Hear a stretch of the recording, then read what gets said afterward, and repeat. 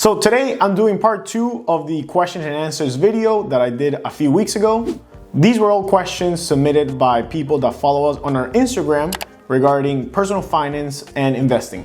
Before we get started, I just want to remind you that this should not be taken as financial advice. It only represents my opinion and that's it. So if you need financial advice, consult a professional. Let's get to it. The first one, resources for building a set and forget investment portfolio with no robo advisors. So the video that I did a few weeks ago regarding starting in your financial path covers 3 important steps in order to do this. The first one is reading I Will Teach You to Be Rich. The second one is dedicating 2 weeks to set up your financial path. And the third one is just automation. Now, if you want to build something that is going to be set and forget, you might want to do a little more research. So I will also recommend the investment answer. It's very short and it has some great information.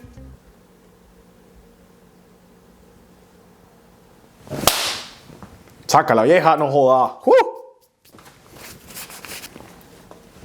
But more importantly, I will be doing a full automation video in 2 weeks. I will be sitting down and showing you how to do it with your bank. I'll probably be using Fidelity, but I will teach you step by step and that will be amazing. So make sure that you subscribe so you can check it out. Next one. Where should I invest my money if I haven't reached the full amount to purchase a share of SPY? I love this question. It's probably my favorite one. So SPY, it's just the S&P 500 divided by 10. So for example, the market today closed at around 43.30. Which means that a share of SPY will be $433. Yes, a lot of people just don't have this amount of money, including myself, when you're gonna do it every single month. So there's basically 2 things that you can do. The first one is you can buy fractional shares, so you can not buy like a full share, but just like a portion of it. Some banks allow this, for example, Fidelity does.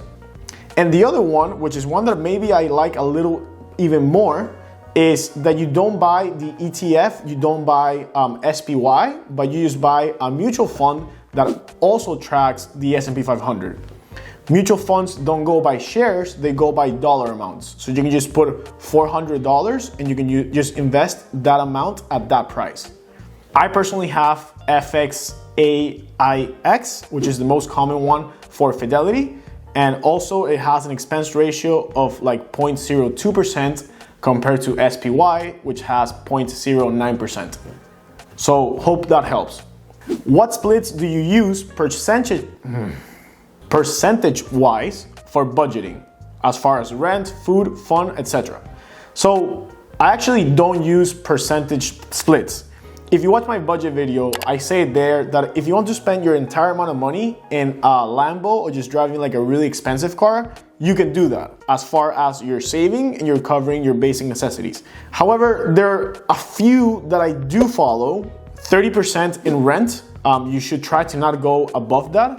401k should at least be 6% and you should aim for 10%, which is what I have.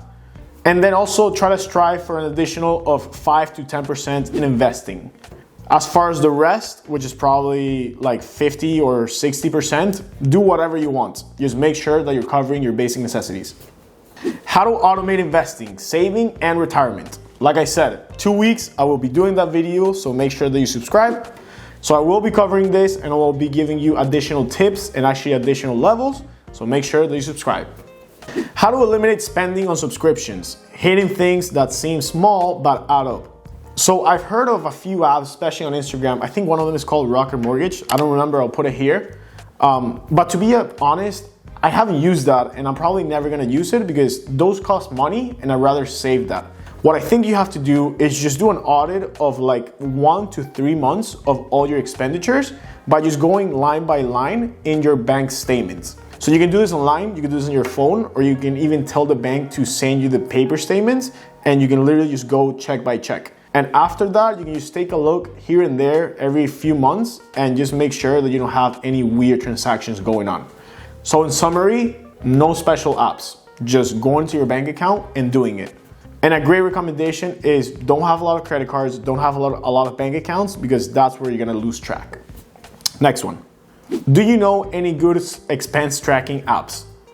Once again, I don't. I said in last week's video, I believe that there's Mint and there's You Need a Budget, which a lot of people tell me it's great. For me, what I'd rather do is have an Excel sheet where I keep track of my expenses for a few months, or maybe when you feel like you need to do it because maybe you're spending too much or you're just not making enough money.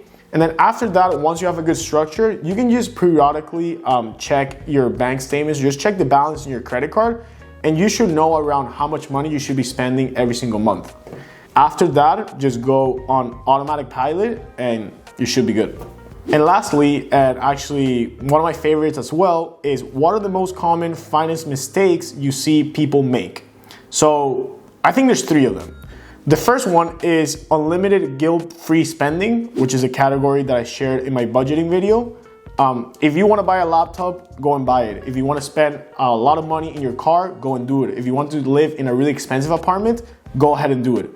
But you can't do it for all things. If you want to do any of those things, you just have to find a place to save. Treat yourself, but in a few things, and then also just save a lot on all the other things. That's what we always preach in the channel, and I think that's where the biggest mistake is. Unlimited free money spending.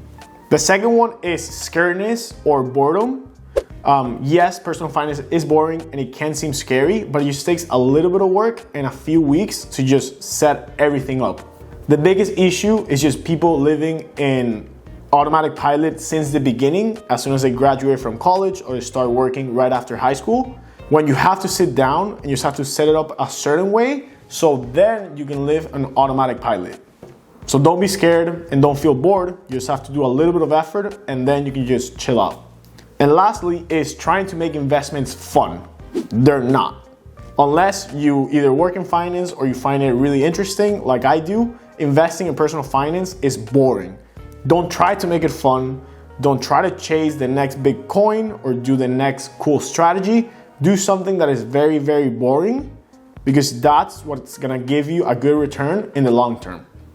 So yeah, I hope you like these answers and I hope this helped you at some way. And if you like this video, make sure that you subscribe, because we'll definitely do part 3, 4, 5, 6, and beyond, probably with Barney as well. See you next time. Peace.